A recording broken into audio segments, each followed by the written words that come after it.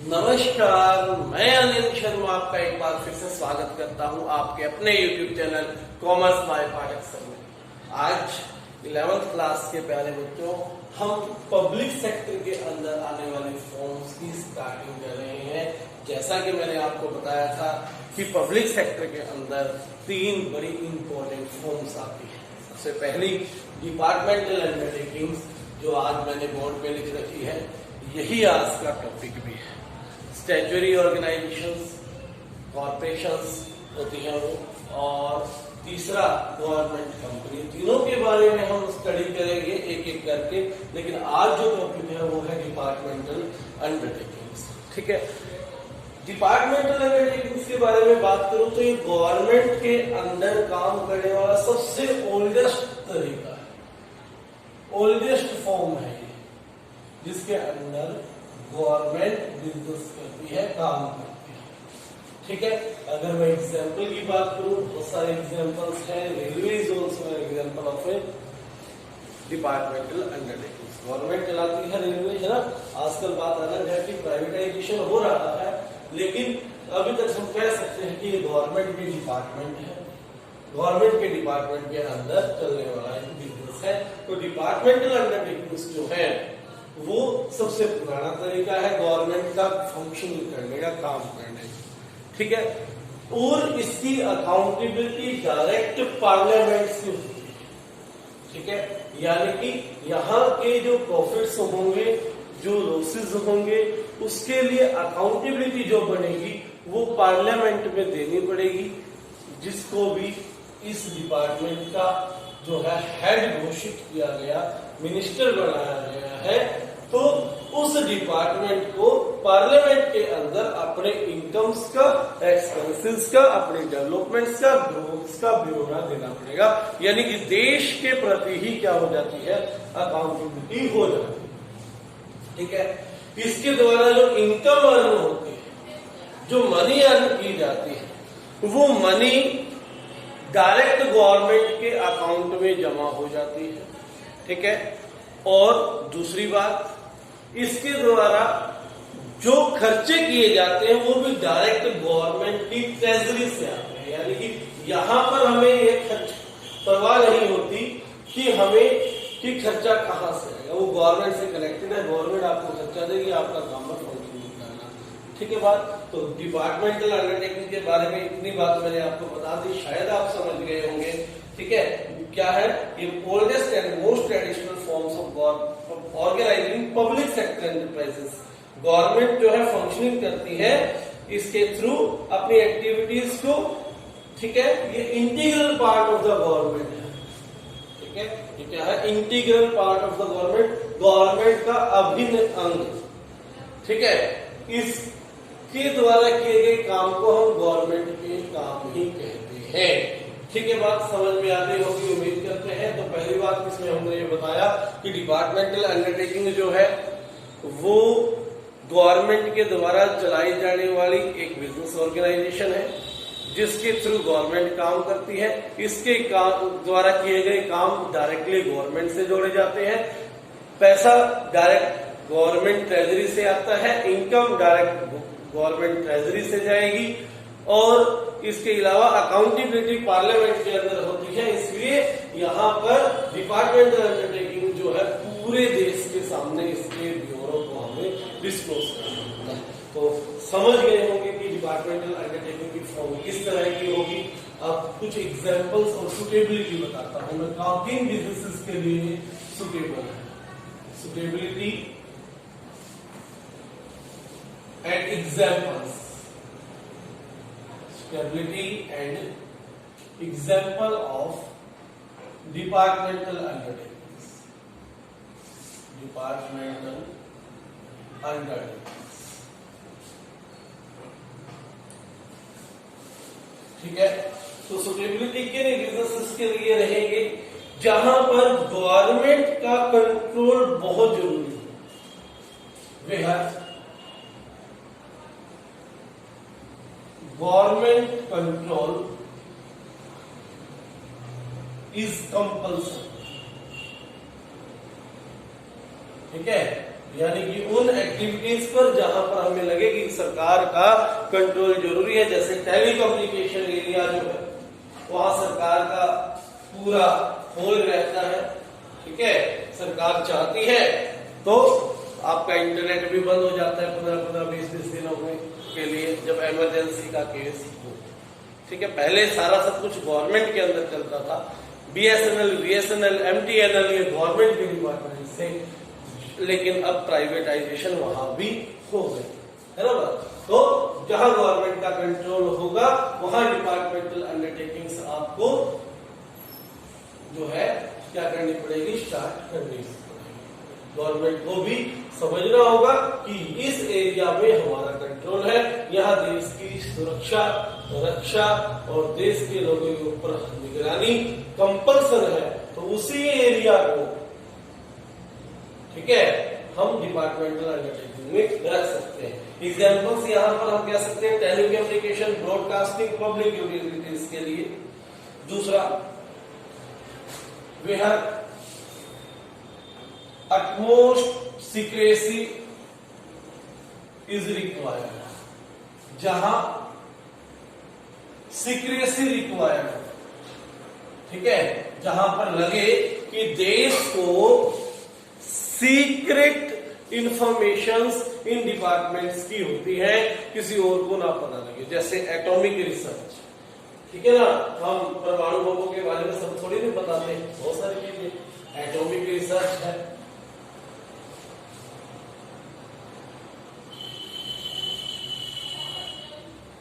ठीक है, वेपन्स है।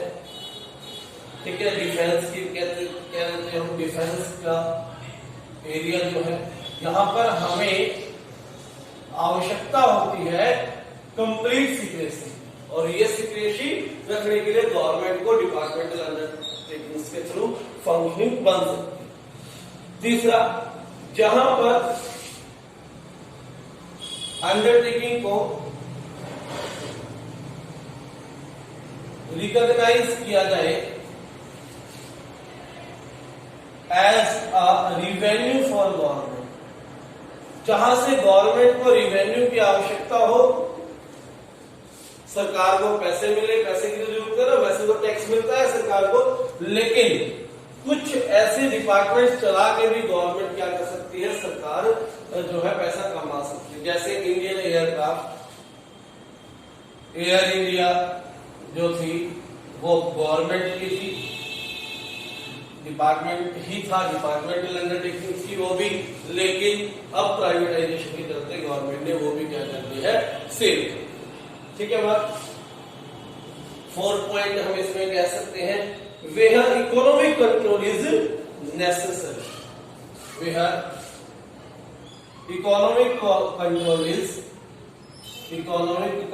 इज नेसेसरी, जहां पर इकोनॉमिक कंट्रोल जरूरी हो, नेसेसरी हो। ठीक है, जैसे पब्लिक डिस्ट्रीब्यूशन सिस्टम जो है देश का, PDS सिस्टम जो है, जिसमें आप जानते हैं कि सरकार राशन प्रोवाइड करती है गरीबों को कम दाम पर, उसी को PDS सिस्टम कहते हैं। ऐसी चीज भी केवल गवर्नमेंट ही कर सकती है, तो गवर्नमेंट के अंदर डिपार्टमेंटल अंडरटेकिंग से जरूरी चीजें पॉसिबल है। तो सुटेबिलिटी कहां पर आई, जहां पर कंट्रोल कंपल्सन हो, जहां पर सीक्रेसी आवश्यक हो, और तीसरा जहां पर गवर्नमेंट को रिवेन्यू की जरूरत हो। चौथा क्या है, where economic control is necessary, जहां पर इकोनॉमिक कंट्रोल क्या हो, जरूरी है। ठीक है, ये थी आपकी सुटेबिलिटी। फायदा क्या है, मेरिट्स क्या है, merits of departmental undertakings. Next topic है हमारा इसी का, merits, merits of departmental undertakings. इससे पहले इसके गुण पढ़े, इसके फायदे पढ़े, तो एक बात अपने फायदे की भी, ताकि आप नेक्स्ट वीडियो का अपडेट ना भूल जाएं, इसलिए चैनल को सब्सक्राइब कर लें। सबसे पहले आपके पास तभी वीडियो आएगी जब आप पास में लगी घंटे का बटन भी दबा दें। तो मेरिट्स डिपार्टमेंटल अंडरटेकिंग्स की, तो मेरिट्स में हम कह सकते हैं कि जो डिपार्टमेंटल अंडरटेक्स उसमें इफेक्टिव कंट्रोल होगा। ठीक है, क्योंकि कंट्रोल इज facilitates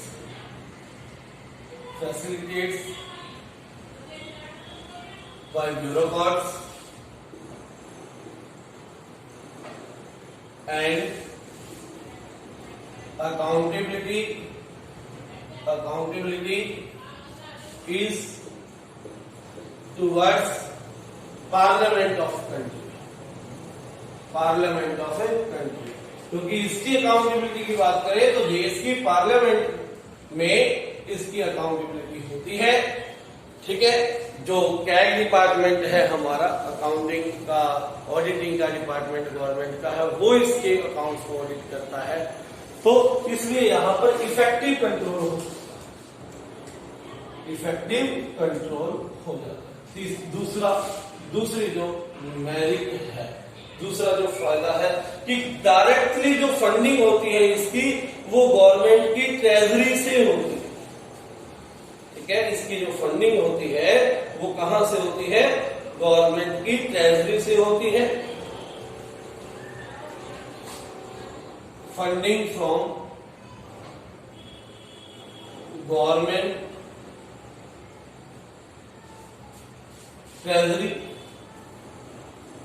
फंडिंग जो है कहां से होगी? गवर्नमेंट की ट्रेजरी से।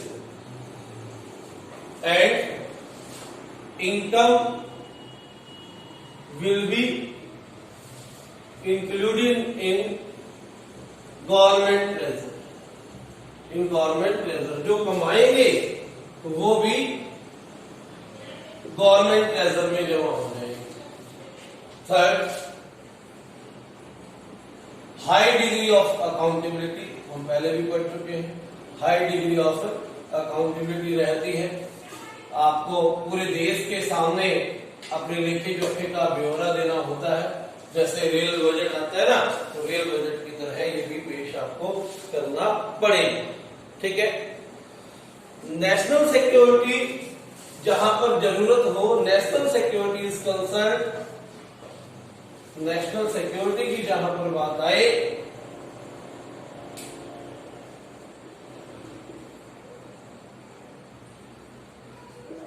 जहां पर देश की सुरक्षा की बात आए, तो departmental undertaking is best option. Departmental undertaking plays a vital role, बहुत इंपॉर्टेंट रोल जो है ये प्ले। ठीक है, उम्मीद करता हूं मेरिट्स आपको क्लियर हो गई होगी। सबसे पहले कंट्रोल ब्यूरोक्रेट्स के द्वारा होता है और अकाउंटेबिलिटी सीधी पार्लियामेंट में होती है, इफेक्टिव कंट्रोल हो जाएगा। दूसरा, फंडिंग गवर्नमेंट से होती है और इनकम भी जो है गवर्नमेंट ट्रेजर में जमा हो जाती है। अकाउंटेबिलिटी की डिग्री हाई रहती है, यानी कि अकाउंटेबिलिटी डायरेक्टली किसको है? पार्लियामेंट को, पब्लिक को। ठीक है, आप पब्लिक का पैसा यूज कर रहे हो, गवर्नमेंट का पैसा पब्लिक का पैसा होता है ना, तो इसीलिए अकाउंटेबिलिटी भी आपकी उसी की तरफ बढ़ती है। नेशनल सिक्योरिटी इज कंसर्न, जहां पर लगे कि देश की सुरक्षा सीक्रेट बातें हैं, वहां पर तो हमें डिपार्टमेंटल अंडरटेकिंग्स के थ्रू ही जाना होगा। ठीक है, उम्मीद करता हूं डिपार्टमेंटल अंडरटेकिंग्स की मेरिट्स के बारे में आपको अब किसी तरह का प्रॉब्लम नहीं होगी, संशय नहीं होगा, डाउट नहीं होगा। अब बात करेंगे डिपार्टमेंटल अंडरटेकिंग्स की लिमिटेशंस की। लिमिटेशंस, कमियां। गवर्नमेंट का जहां भी कनेक्शन आए, तो एक मैं आपको बता सकता हूं पॉइंट, कॉमन पॉइंट है ये बिल्कुल, इंटरफेरेंस ऑफ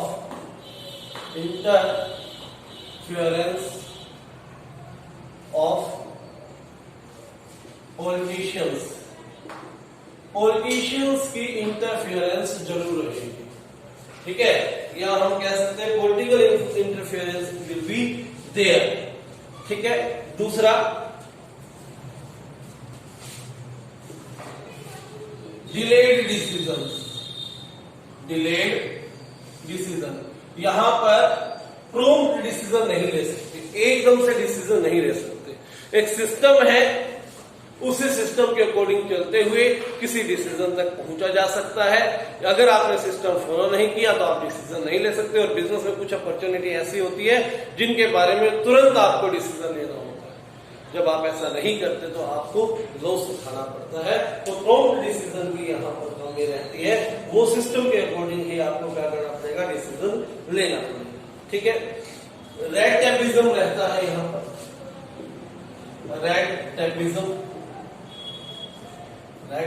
होता है कि अफसरशाही, अफसर जो है वो अपनी मनमानी करते हैं अपने फायदे के लिए, अपनी पर्सनल फायदे के लिए कई बार क्या करते हैं, वो डिसीजन ले लेते हैं अपने आप को, अपने पर्सनल प्रॉपर्टीज को इंक्रीज करने के लिए, जिससे डिपार्टमेंटल जो अंडरटेकिंग है, गवर्नमेंट जो है उसको लॉस उठाना पड़ता है।